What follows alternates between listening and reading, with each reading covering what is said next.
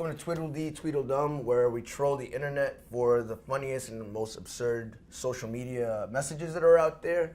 What do we have on tap right now? First one is, I believe, Phil Jackson. Dragonfly Jones, who's one of the funniest people on Twitter, as far as I'm concerned. He's also a diehard Knicks fan, so I found this very fascinating that he was. But this is so Dolan. Again, you have the front office guy on the sideline, the sideline guy in the front office.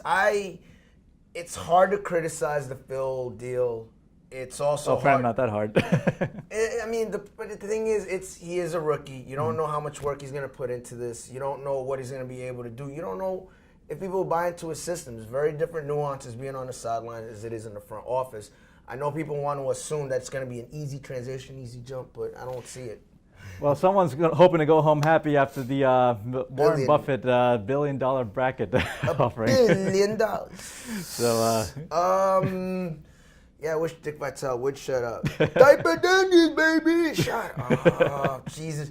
Oh, come on. He's such a homer. Yeah, but he's a classic staple of this whole tournament. I mean, Dick Vitale in March Madness, that's like... what was it? To quote that great American philosopher, Derek Coleman, whoop-de-damn-do.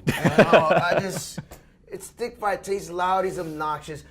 You know what? I like Lee Corso, does the same thing he does, but quieter and better and funnier. That's just how I feel. And speaking of March Madness, Carmelo Anthony, very famous Syracuse alum, also getting ready for the big NCAA tournament. Of course he's going to be excited. You seen the Knicks season? I'd be excited too if I were Syracuse alumni playing for the Knicks. It's the last time he won anything that mattered. Jeez. That could change, but yeah, I mean. Do you realize that Jerry McNamara is a better option right now than J.R. Smith at the wing and the three-point, like shooting for a three-point? That's how bad the Knicks are. And I understand they're on a roll. And that was the Carmelo that I liked. It really was. It was the only time he ever played defense. Who could screw up the zone defense? I mean, stand in your position like this and just protect your area. Even Melo can do that, Fair enough. I'm just saying, I'd be happy too, man. It's the only spark of happiness he has in his life right now. So. Speaking of happy NBA teams, we have the Atlanta Hawks, who they're on a roll themselves now. They've won 5 straight in a row now.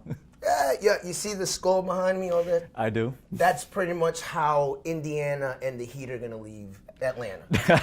Pick the bones apart, just like KFC, they ate the bones. Look, listen. In the East, there's Indiana, there's Miami, and there's everyone else. It's that simple. I'm a Nets fan. I see them creeping up. I see Atlanta creeping up. I see everyone creeping up. But at the end of the day, it's Indiana, it's Miami, and then there's everyone else in the Heat. I will give them credit, though. For years, Atlanta has always been kind of in the thick of things. They've been competitive, so, It's like, Mike Woodson, what a surprise.